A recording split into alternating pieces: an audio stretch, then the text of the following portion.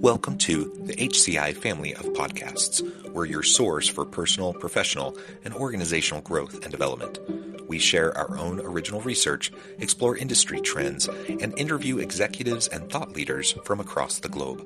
Join us for practitioner-oriented content around all things leadership, HR, talent management, organizational development, and change management. Maximize your personal and organizational potential with the HCI family of podcasts.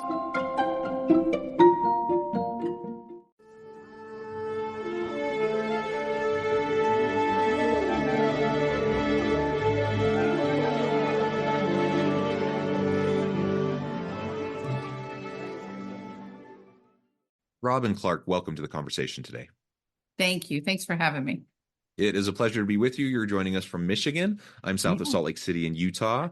And today we're going to be talking about succession planning and growing your bench. As we get started, I wanted to share Robyn's bio with everybody. Robyn Clark is the founder of Winning Wise, an HR talent management company, and has worked with a wide range of companies from L'Oreal to the Federal Reserve Bank. She has more than 30 years of experience designing and delivering solutions in talent management. I love it. This is my wheelhouse as well, something I love talking about all day long. Perfect. So this is going to be a lot of fun. Okay. As we get started, anything you would like to highlight by way of your background, personal context, experience before we just dive on into the broader topic? Yeah, I mean, I guess I would just say, working on succession planning and all the talent review components of that and growing your bench and developing people in their careers is really, our passion and what we do so much at our organization day in and day out. And, I've been working in this field for over 30 years, but you can see the evolution of it, over time from just trying to educate people to now really trying to grow and develop people and create opportunities for them and create runways for companies so that, together people can create the success that they're looking to do. So I can talk about it all day too. So super excited to be here. So we can just dive in. Maybe we can start with a little bit of a history lesson, if that's all right, because as I think about this concept of succession planning, it's shifted over time in relation to how work has shifted. The structure of our economy, how work is designed, predominant types of jobs, et cetera. So succession planning today is different. It looks different than maybe it did 3 decades ago. I don't know if that's something you're comfortable sharing a little bit about from your perspective and what you've seen. Yeah, I mean, I would say 3 decades ago, at a bare minimum, succession planning was really just making sure they had somebody in that top level role. Do we have somebody that can go into the C-level role? What are we going to do if this person leaves or is hit by a bus? Is probably more that they worry what they worried about than even actually leaving, because people didn't leave jobs as frequently as they do today. Right now, the CEO role is about a 3-year tenure. But back in the day, you worked your way up most of the time. You got to the CEO role, you'd been with that company for 30 years or more. So they weren't really worried about that, but they were worried about you passing away or something like that. And then when it started to, when they started to realize that, all right, maybe we should think a little deeper than just the, top level role, they started looking at the roles attached to that. And they'd still look for replacements. Now, I think we've grown to the point where companies that are really focused on it are looking for critical roles. They're looking also for critical people, even if they're not in critical roles yet, right? So it's trying to look at both of those components are not always one and the same. They used to be one and the same, but they're not anymore. And ideally, the best companies are trying to move towards it really being a development and growth conversation as opposed to only ready now or not conversation. So not everybody's there yet. Not everybody really knows how to have that kind of conversation around the development aspect, but that's what we live to help get people to, right? Yeah, I think all that's absolutely right. And something else I've noticed over the years is it seems like we're really moving into, flexibility is the name of the game in the modern workplace. Yeah.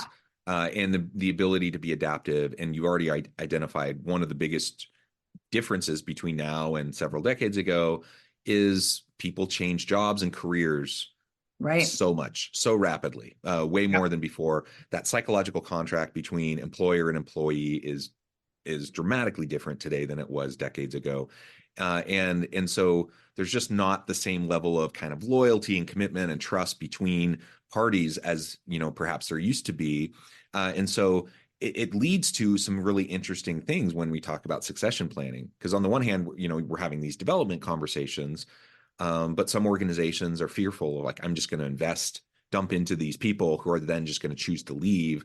And then it becomes that catch-22 of like, okay, so we don't invest in our people because they're just Right, going to leave. Then they don't feel invested in, so they leave, right? right, And right. that kind of a dynamic happens. Something else that you know I have noticed is just really this. Uh, I think the most compelling organizations are looking for more flexibility around different on ramps and pathways to leadership, outside of perhaps what the traditional kind of ladder of success and succession might have looked like in the past. So that Mhm. we're looking for talent in different places. We're looking for critical skill sets and competencies, not necessarily 10 years in X position or Right, right, whatever. right. Yeah, the criteria has changed. I would almost say they're looking for different pathways for different people. And some Hmm. of those people will go into leadership pathways, but some of those people and some of the companies are really starting to recognize technical expertise and how Yeah. important that is to have some of that subject matter expertise. And maybe those people aren't best suited for leadership roles, and maybe Right. they shouldn't be in those roles, but we don't necessarily consider those technical roles to be of less value or a lower level. So that is a huge change, because Yeah. it was before that the only way to progress, was to going up the food chain meant that you took on the responsibility of leading, whether or not you liked it, whether or not you were equipped to do that. That was just your only way. But a lot of companies are now creating those technical paths too, and allowing those grade levels to go pretty high, and really valuing that expertise and allowing leaders to be more focused on leadership instead of just being the subject matter expert. Like there's more of a partnership. I think that's a really cool thing, but there's also going to be then critical roles on both sides of the house. Yeah. And so hopefully they can support and help each other in that process, each kind of fill in a really important need, for the company and for the people around them. Yeah, yeah, absolutely. And we all know the Peter principle, people that are promoted Yeah. to their level of incompetence. And a lot of times Mhm. when we talk about the Peter principle, it's not the technical expertise that's lacking. That's why Right. they get That's usually promoted in the not the first place. problem. That's Exactly. not the problem. The problem is Right. they don't necessarily have the other leadership Exactly. competencies, the interpersonal stuff, the emotional intelligence stuff, like some of those things. That doesn't mean these Soft people aren't skills. valuable. And so what often happens is we're setting good people up for failure because Absolutely. because we put them in positions where they're not equipped to thrive. So Yeah. as an organization, we're removing technical experts that are giving tons of value. We're putting them into different positions that they're not equipped for, and then we Mhm. wonder why it's not working. Why it doesn't Um, work. Yeah. yeah, Right. No, and that so is you're definitely a you're problem. you're absolutely right. Like having these different kind of pathways for career growth and development, and advancement within organizations, I think is really critical. Mhm. And decoupling, the technical expertise versus managerial and leadership excellence, because Mhm. it really is a completely different set of skills. And we've all been there, and we've all worked with people who we know are great people. We know that they've been super successful in the past. We know that they have lots of technical expertise, but we also know that it's a bit of a nightmare now that they're in this different position. Yeah. And And that's unfortunate for everybody. It's not good I for the company. know. It's not good for the individual. No, it's not. The good news is, and this is not true in every company, but the good news is in a lot of companies today, it's okay to say that. It's Yeah. okay to say, I really, my passion is around innovation, around creating something new, and I want to be that technical expert. I don't mind having a small team of technical people around me, but I don't want to be responsible for the broader leadership strategy, vision, and rallying people and mobilizing and engaging them. I don't want to do all that. And it is more acceptable today to say that, even when you have strong ambition. It wasn't okay to say that back in the day. It Yeah. meant you weren't ambitious. Yeah, So well, exactly. And in fact, like I'm thinking of my brother, who recently he had to choose to leave the company ultimately because he had a bit of an ultimatum. He'd been with them, he progressed, he'd gotten to a level where he was comfortable, where he was excelling, where he was working well with those around him. And for many years, they tried to promote him to a higher level, and he kept on saying no. And that was not acceptable to them. And it got to the Right. point where they just really gave him an ultimatum saying, you either need to take this, high executive level position, or we're going to make a change. And he chose Yeah. to leave. Yeah. And which is sad. It's such a loss for Yeah. that company. He landed on Everyone. his feet and went to another place and is doing great. But yeah, what a loss for that company. Yeah. And it was simply an old school mentality that caused Mhm. it. That was in the 80s. That was the up or out, Yeah. And and but my brother's experience, it was like less than 10 years ago. well, I know that's still using the 80s mindset. Using the 80s minds because that's when Yes. depression was starting to grow. And there Yeah. was this, thing about up or out, everybody had to go up. Now it's like, what do you want? Yeah. And people are, instead of climbing a ladder, lots of people are playing around in the jungle gym, which I thought was a really cool analogy. Sheryl Sandberg said that originally. And I thought that was a great analogy and a great way for people to be able to explore their careers and companies to have more options on their bench. It gives everybody more choices and it creates clarity for everyone on what the possibilities are. So I think that's a really good thing. I think another thing companies have to think about as they want to be able to grow their bench is how they really are developing their people. Many companies, if they are working at it, let's just say they're working at it and they're trying to do a good job with it, they're pretty competency based. In other Mhm. words, this person will be ready for this role when they are better at visioning, or as I call the three dreaded words of development, be more strategic. Mhm. Generally told to somebody by someone who isn't very strategic. And it's like nobody knows what they're talking about or what you actually want me to do. But generally speaking, that's a big one, or they need to communicate better or whatever. But nobody develops based on a competency. This isn't how I change or how I grow. It is the destination of what I need to get to, but it isn't the way that I grow to get there. I have to figure out, if you want me to be more strategic, what that means. Do I have to be more mindful? Do I have to show more confidence and be more articulate about what my, big ideas might be? Do I need to understand the organization better in the big picture? So it's really important that people can think about, what personal change do I need to make? And how can we help people think about that personal change in order to drive the goals and the competencies that we need to see for them to go to those roles? And that is a mission I think we're still fighting for, to have leaders and organizations really understand how personal growth and change actually happens, so that their benches cannot just be filled with people, but can be filled with people growing to get in, especially to get into the roles they want, or as their company grows and shifts. Yes. And you've said it. I just want to reiterate how important it is to take each individual on a case by case basis. Like Right. you can't just have this overarching plan saying, okay, everyone, when you're here for 2 years, that means you're here. And it's nice to have a general framework, I suppose, but too many organizations get too rigid and they get Mhm. too prescriptive. And you just have to know your people. There's no Right. substitute for knowing your people, knowing what matters to them, knowing what their goals are and how they want to develop and what types of roles Yeah. they want to be in the future, and how that might change over time too. Yeah. One of the things that I've seen, is in an effort, in some organizations that are forward thinking and they're trying to do this better, in an effort, to really know their people. They're having these conversations, but they're like one-time conversations, and that's Mhm. not helpful either. It needs to be Exactly. ongoing. So Ongoing. Yeah. people have different life stages. They have different circumstances in their families or at home, in communities, whatever. People's situations change, and so what I might have told my employer 10 years ago about what my goals are, how I want to develop, the types of roles I want to do in the future, that might be very different than 5 years ago versus now, right? and Absolutely. and so often, organizations either don't have those conversations at all and they just kind of expect people to just kind of go through the normal ladder, or they have that conversation once, maybe twice, and they just don't follow up, and they just assume that they understand where the person's at, not recognizing that this is organically shifting. Like things Mhm. change over time, just like the company shifts.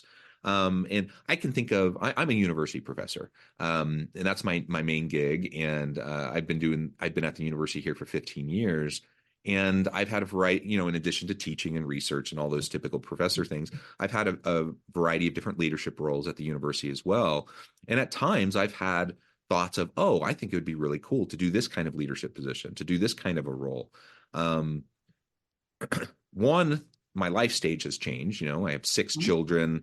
When my kids were all young and, you know, we're having babies and taking care of the kids and everything, that was a bit different. Now my youngest is 10, everyone's in school, my oldest are in college. Like, you know, it's just different, right? But the other thing that's different is not me. It's the university, it's the organization, right? The organization today is different than it was when I started 15 years ago. So some of the roles that I might have really been interested in and trying to develop towards 15 years ago, 10 years ago, 5 years ago, it doesn't look the same. It doesn't act the same Exactly. today as it did back then.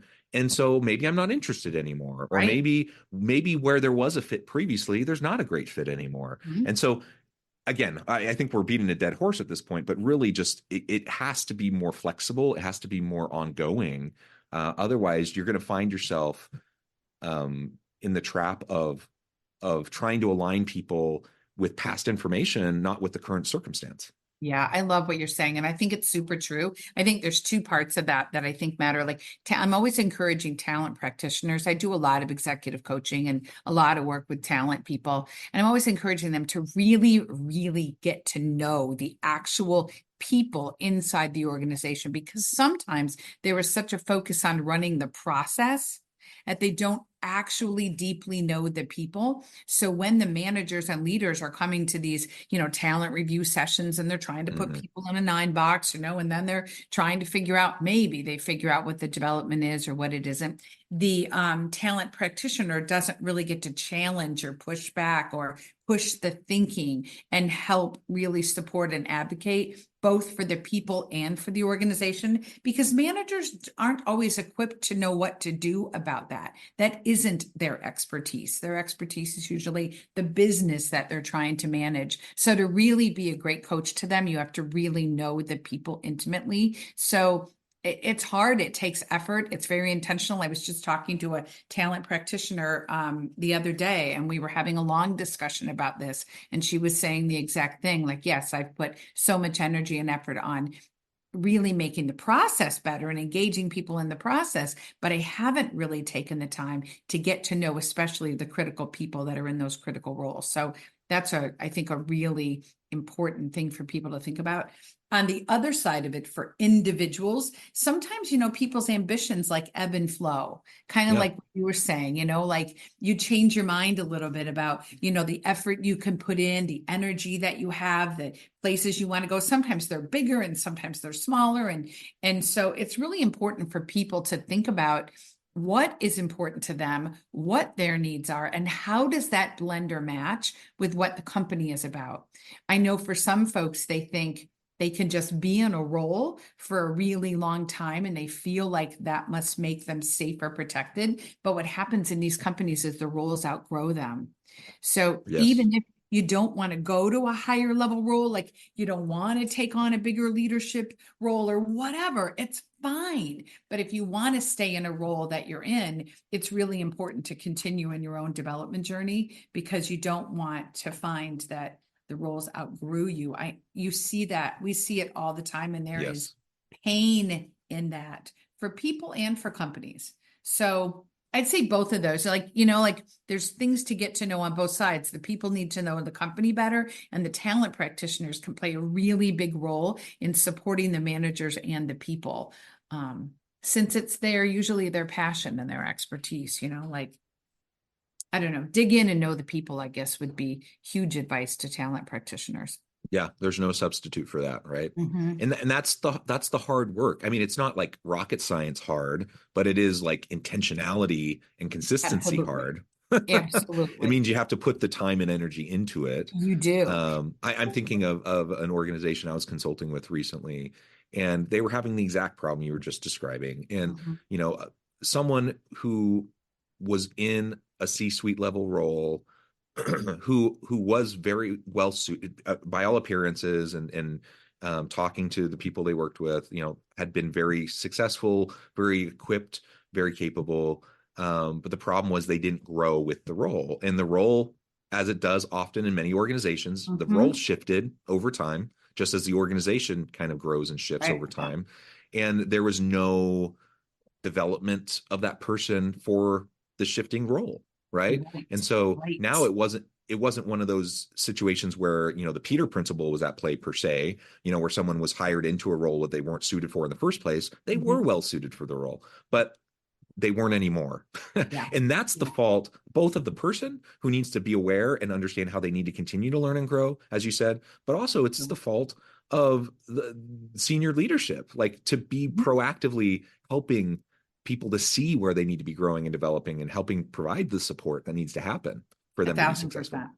And the irony is what you're talking about and what we're talking about here are people in very high level roles. We're not talking about low level roles. We're talking about the CEOs, the COO, the CFO. Mm-hmm. I mean, those are the roles that it really shocks the daylights out of them when they've been in them for a good solid period of time and they've Mm-hmm. been working hard and they've been achieving results. But there is all of a sudden a bigger mission or the company merges with somebody else or Right. something happens that changes things dramatically and they are beyond surprised. And it's Yeah. almost weird that they're so surprised, but they don't really pay attention to the growth and development they may have needed along the way to keep up with how that role would evolve.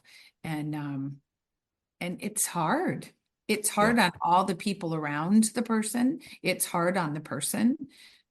So I mean, I can think of examples right now in my head, just like you can. So Yeah.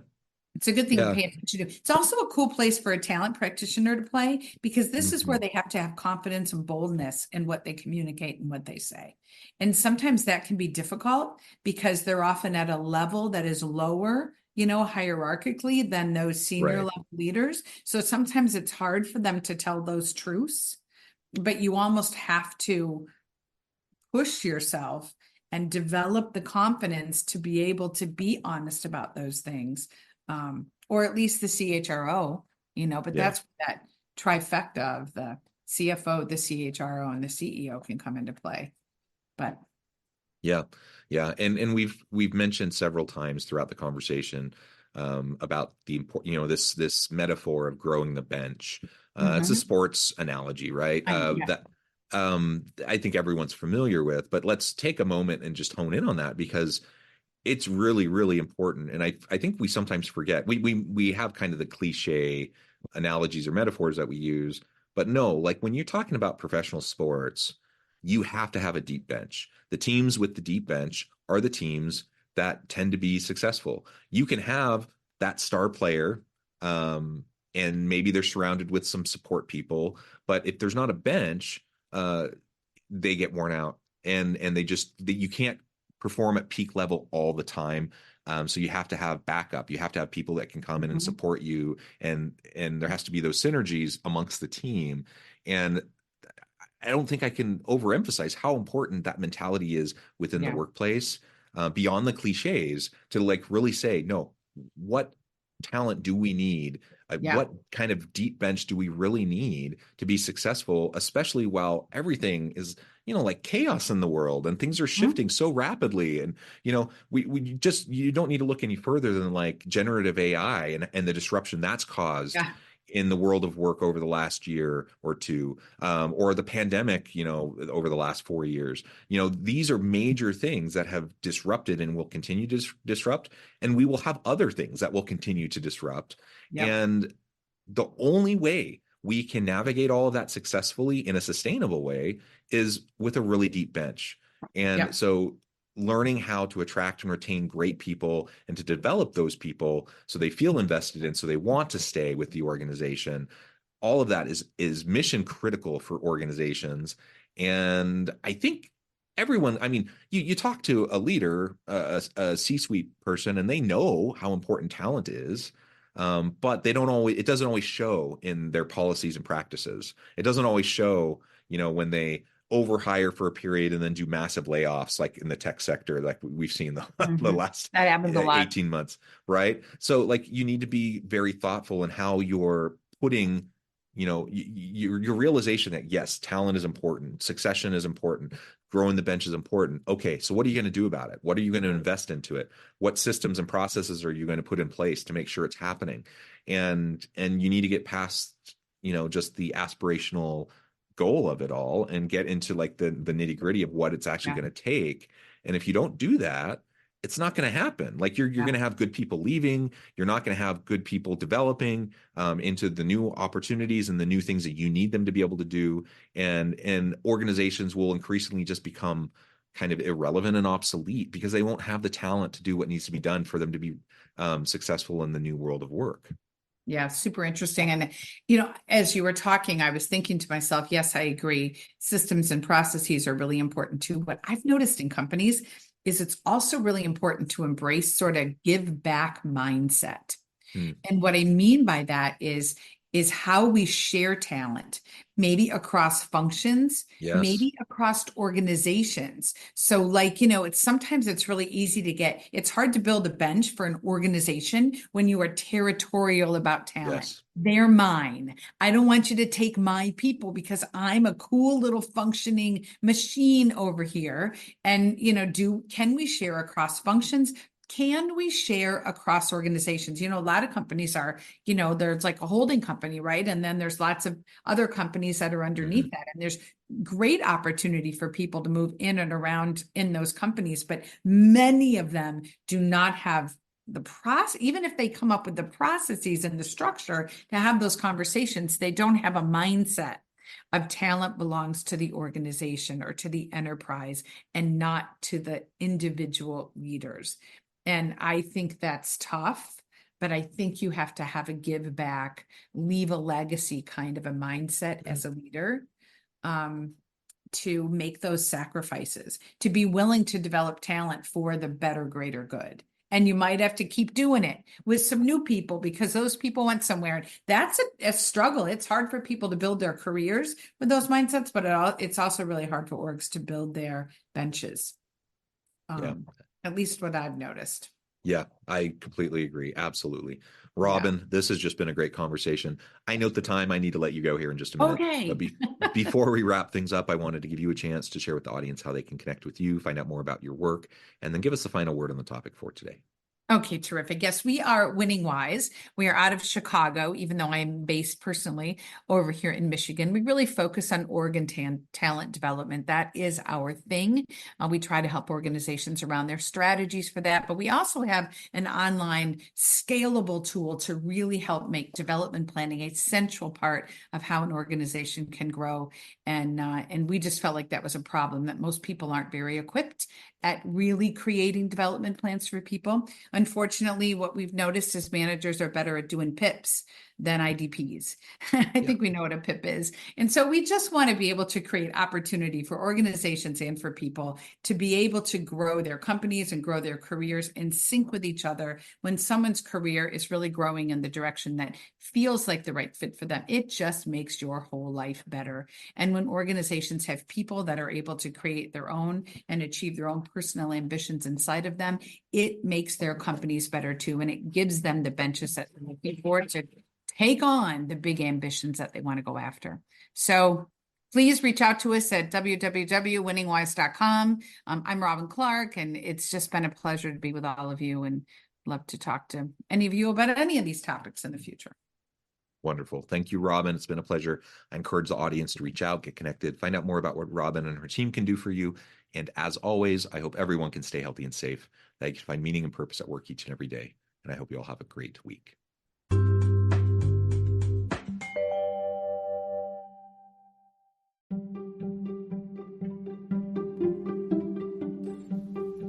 Thanks for joining us for this episode of the podcast. We hope you stay healthy and safe, and please join us again soon.